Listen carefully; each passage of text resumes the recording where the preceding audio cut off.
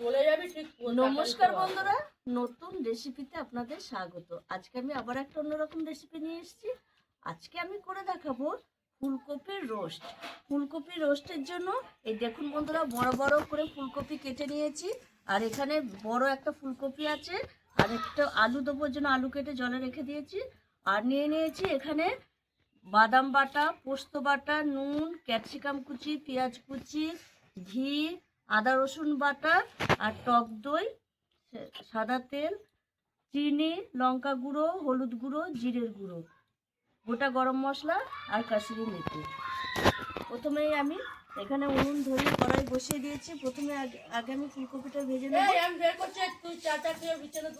আর এই ফুলকপির রোস্টটা আমি কিভাবে করি প্রথম থেকে শেষ পর্যন্ত ভিডিওটা দেখবেন, স্কিপ করবেন না। আর ভিডিও ভালো লাগলে লাইক, শেয়ার, সাবস্ক্রাইব করতে একদমই ভুলবেন না। এবার আমি তেলটা গরম হোক। দেখুন বন্ধুরা, এবার আমি ফুলকপি ভেজে নেবো ভালো করে। দেখুন বন্ধুরা, ফুলকপিগুলো আমি লাল লাল করে ভেজে নিয়েছি। এবার আমি তুলে নেব, দিয়ে আলুটা ভেজে নেব। আলুও ভালো করে ভাজা হয়ে গেছে, তুলে নিচ্ছি। ওই তেলে একটু সর্ষের তেল দিয়ে দেবো।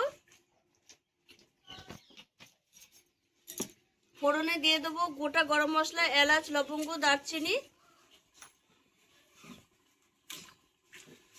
এবার আমি দিয়ে দেবো পেঁয়াজ কুচি, ক্যাপসিকাম কুচি। পেঁয়াজটা একটু ভালো করে ভাজা ভাজা হবে। পেঁয়াজ ক্যাপসিকাম ভালো করে ভাজা হয়ে গেছে। এবার আমি দিয়ে দেবো আদা রসুন বাটা, হলুদ গুঁড়ো,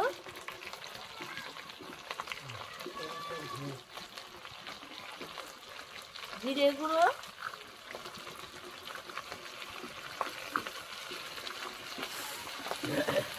লঙ্কা গুঁড়ো,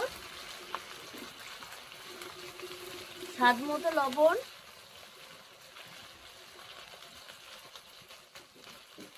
দিয়ে ভালো করে মশলাটা কষিয়ে নেব।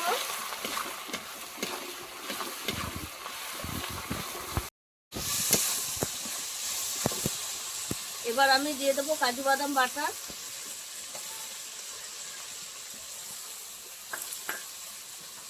পোস্ত বাটা,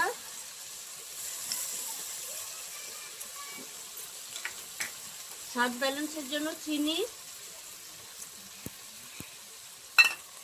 দিয়ে দেবো টক দই। টক দইটা ফাটিয়ে রেখেছিলাম।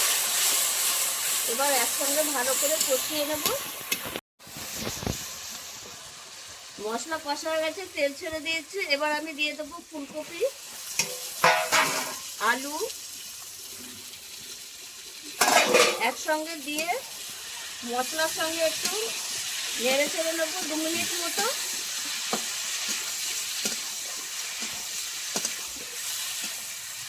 এবার আমি দিয়ে দেবো মশলা ধোয়া জলটা দিয়ে দেবো।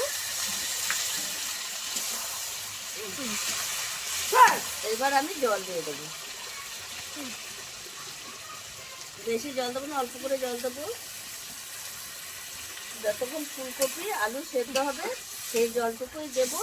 আর এবার আমি ঢাকা দিয়ে দেবো।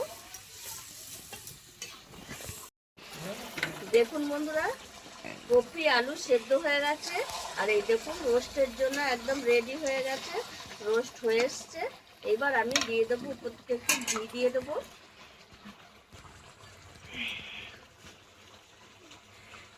ঘি দিলে এই রোস্টে খেতে খুব সুন্দর, আর শীতের দিনে ঘি তো জমে যাবে।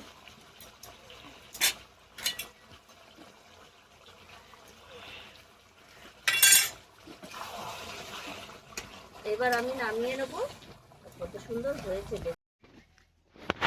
এই দেখুন বন্ধুরা, ওপর থেকে আমি একটু কাসুরি মেথি দিয়ে দেবো। আপনারা ইচ্ছে করলে ধনে পাতাও দিতে পারেন, কিন্তু কাসুরি মেথিটা দিলে একটু খেতে টেস্টটা আরও বেশি বেড়ে যায়, স্বাদ বেড়ে যায়।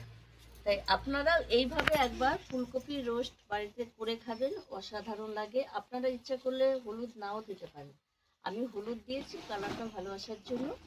আর এইভাবে একবার ফুলকপি রোস্ট করে খাবেন, খুব ভালো লাগে আর অসাধারণ লাগে এই শীতের সময় এই রেসিপিটা খেতে।